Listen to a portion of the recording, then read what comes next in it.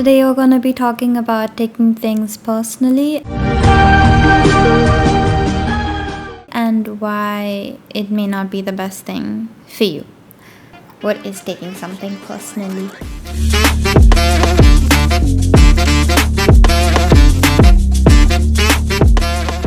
Welcome to Redwood Bloom. Welcome back to the series where we talk about issues that teenagers face through a teenage And an adult's perspective.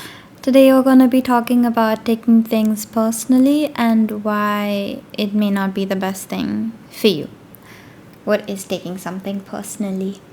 When something is spoken about you, we kind of look at the way it is being delivered or construe meaning to words or actions which may or may not actually be existent at all. And that becomes as if we start assuming it as a personal attack where the intention might not be that at all. So why do you think we do that? I mean, I feel like you can correlate it to your external locus of control. The last video that we did on it? Yeah. Where we're allowing something that they said affect our actions or thoughts.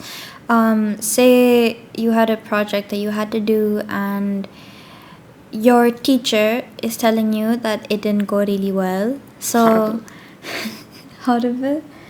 So now you're thinking, oh, she's saying I'm horrible. She's saying that I'm worthless and useless and I have no skill or talent. When honestly, what she could imply is, oh, you can do better than this. There's more potential here. And you're not seeing that because you're looking at your past experience or your self-belief or other pain that you have experienced. And actually, your brain is filling the gap. Yeah. So, yeah.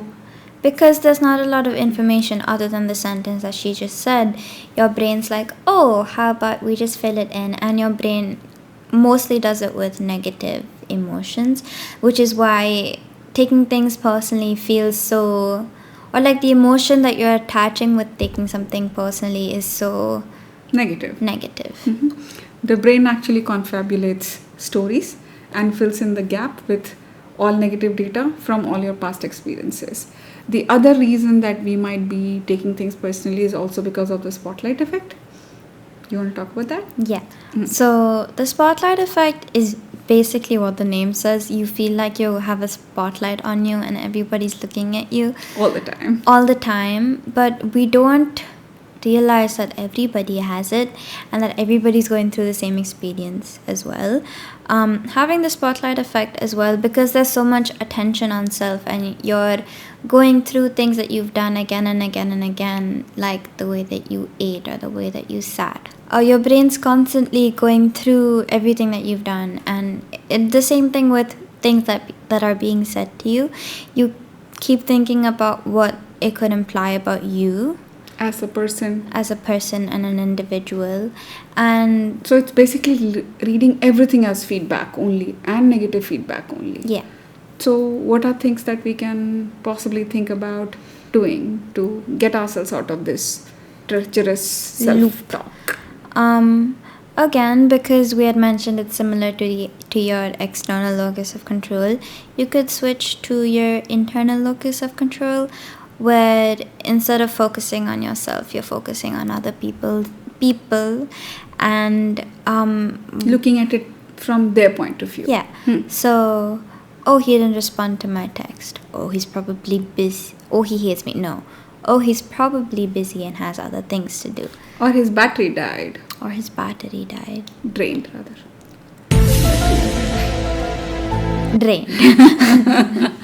His phone drained of the battery. My teacher didn't respond to my email.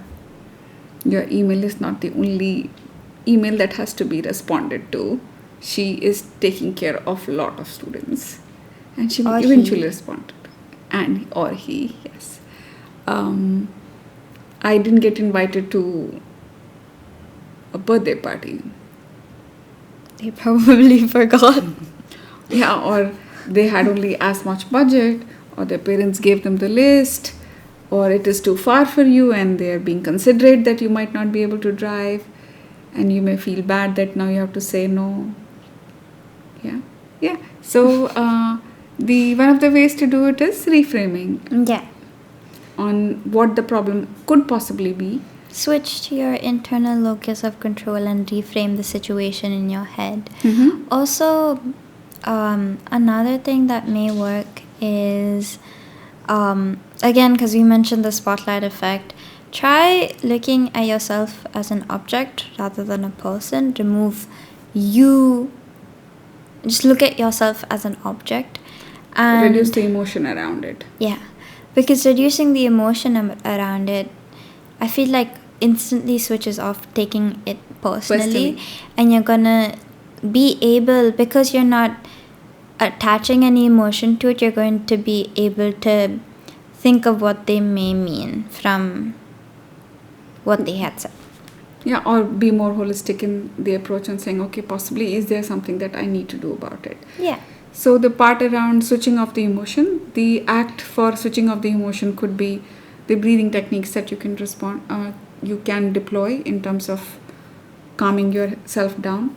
Do the 2-minute technique that we keep speaking about on what is it that I will do next 2 minutes would be not to think about what they said, or why their tone deflected, or why did their eyebrows go up, or why they ignored me in the pathway.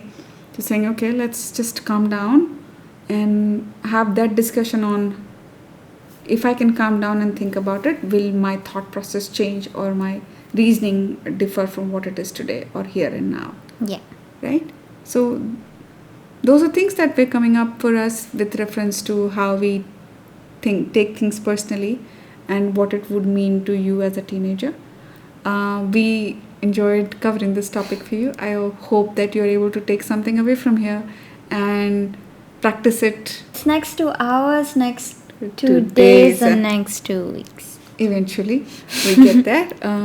Do like our content. Do share it with your friends. Somebody else might be able to benefit out of it, and do comment on our content.